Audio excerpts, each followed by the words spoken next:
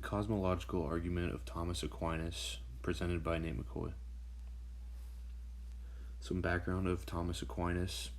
He was born in 1224 near the Kingdom of Sicily in Italy. He was a Catholic priest, a theologian, philosopher, and a doctor of the Church. When he grew up, he studied vigorously in Paris, where many philosophers and scientific leaders were studying at this time. He studied church doctrine and philosophy, and the philosophies that he studied were mainly Aristotelian. He had a great interest in Aristotle and what his beliefs were. During these studies, he began to engage in dialogue with his colleagues over the doctrine of the Church and the ideas behind them. Aquinas began to relate Aristotle's philosophical genius to the Catholic Church and tried to explain many things using Aristotle's philosophies. He began to create his own philosophies regarding human nature, faith, and God. Many of his philosophical and theological breakthroughs became doctrine of the Church or main philosophical arguments. Some more background. Aquinas became extremely interested in proving the existence of God. When he was researching the arguments of Aristotle and the cosmos, he believed that he could explain the existence of God using the cosmos and how the cosmos cannot go on infinitely, and there must be a start to these events. After studying and understanding the cosmos through Aristotle, he began to realize he can explain the existence of God using it, which is the cosmological argument, which is what I'll be talking about today. The argument has two main parts. The first part is the unmoved mover. A quick overview of this argument. It says that all objects in motion must have been moved by a previous object which had been moved by an object previous to it. And this goes on infinitely according to the initial argument. Aquinas says this chain of events cannot simply be infinite, always with a known previous mover. There must be an original mover that was not moved by anything previous to it. Aquinas proposed that objects in motion must be put into motion by another.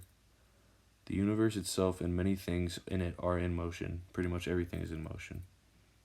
All the motion is dependent on a mover previous to it, and this chain goes on forever. But the chain of events, according to Aquinas, ends with a first mover, which is God.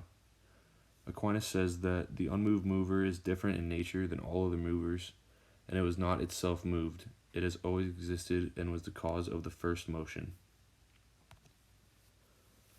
Continuing, he says if there were nothing that initiated the movement of things, these things would never have started to move in the first place.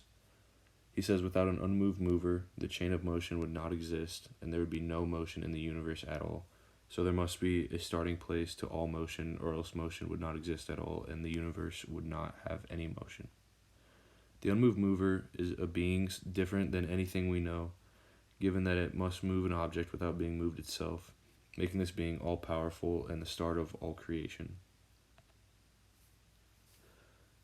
The argument moving on.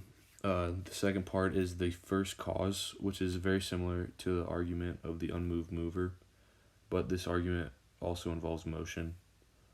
He says all things are a cause and effect system. Things exist due to a cause previous to them. Nothing has been found to be the efficient cause of itself, meaning that everything has a cause before it that is different from it. A cause is needed for the effect in all things in the universe, and it is not possible to follow all causes back to infinity. Therefore, there must be a first cause which set effects into motion, and the first or efficient cause is God. If one cause in the chain is removed, all effects after this cause are completely eliminated. If there were no first cause, there would be no last cause and no causes in between that create events. So what he's saying here is that the first cause is absolutely necessary to have the causes in between and the last cause. So if there was no first cause, then no causes would exist at all. He says if a line of efficient causes extended to infinity, there would be no first cause, meaning that there would be no causes due to the lack of a known initial cause, which is completely true given that causes cannot go back to infinity. Some objections to Aquinas' cosmological argument are that a lot of critics like to use Newton's 3 laws of motion and the the universal laws of motion to argue against Aquinas. They argue that these laws show objects in motion will stay in motion unless an outside force interferes. So they're saying that objects that go back infinitely that have motion will always be in motion. So that means that there is no initial cause. And they say God is not needed to explain how objects around us are moving, given that they would always be moving according to this argument.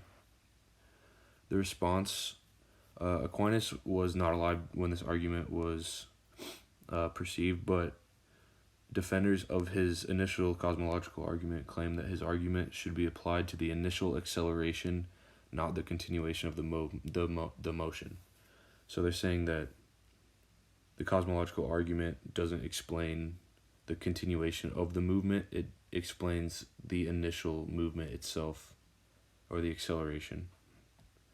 They say something must have set these objects into motion for them to be able to stay in motion forever.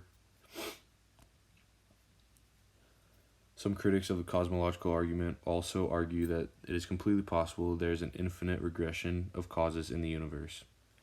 The universe has always existed and causes have been operating within it forever, according to this argument, and objects have been in motion forever. Aquinas did respond to this argument, and he actually agreed that it is possible that motion has existed forever and the universe has been created forever. But he said even if the universe existed forever, there still must be a first cause. He says that the chain of events and motion themselves still must be created, even if the causes in the chains are infinite. God brought the chains into existence and kept them in motion through every moment in time going back infinitely. So he's saying that even though they could go back infinitely, there still must be a creator of the whole entire chain itself. Hume also had a response to Aquinas' argument. He claimed that an explanation is not needed for an infinite chain of events. He says, quote, "If I show you the particular causes of each individual in a collection of 20 particles of matter, I should think it very unreasonable should you afterwards ask me what the cause of the whole 20. Hume's objection is explaining that if the individual chains can be explained, then an explanation for the whole chain is unnecessary, which means that God would not have had to set these things in motion. This objection relies on an assumption that the whole is not more important than the sum of its parts. So critics of Hume's objection say that this argument, critics of this argument explain that this assumption is false, making an explanation necessary for both all the parts and the whole chain, making the argument for the efficient cause valid, given that there must be an explanation for the whole chain of events itself and the individual chains also.